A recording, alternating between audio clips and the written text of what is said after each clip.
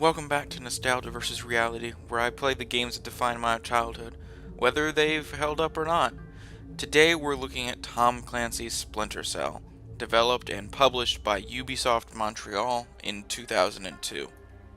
Stealth action is one of my favorite genres to this day, and while the first game of this sort that I ever played as a kid was the first Metal Gear, the first game I was really able to make my way through and truly enjoy was the original Splinter Cell.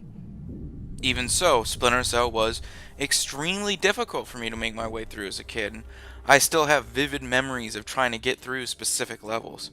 Splinter Cell is a hard game, even now, the entire game relying on what I call pattern patience. You spend the vast majority of the game either waiting to see if someone or something has a patrol pattern, or waiting for them to get to the point in their pattern where you can assault them before stashing their body somewhere it won't be found by another guard who is on yet another pattern.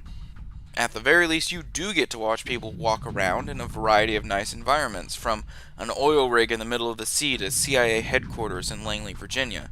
Splinter Cell was a visual powerhouse when it was released, a fantastic showcase for Microsoft's new Xbox console.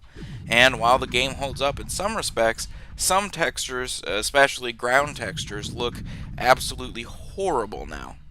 Thankfully, the audio design still holds up today, and other than some of the awful accented voice acting, could probably stand up in a modern game. Because those are my orders. I speak to Vyacheslav Gringo or nobody. You can hear everything going on around you, from the creaking of the wood you're walking on to the grunts that the main character Sam Fisher makes when he has to do something particularly physically challenging. Sam's story, however, finds itself mired in the same sort of boring tropes and cliches that you would expect from a piece of Tom Clancy fiction, with endless jargon and technobabble being thrown around all over the place, just so you can knock some people out and stash them in closets.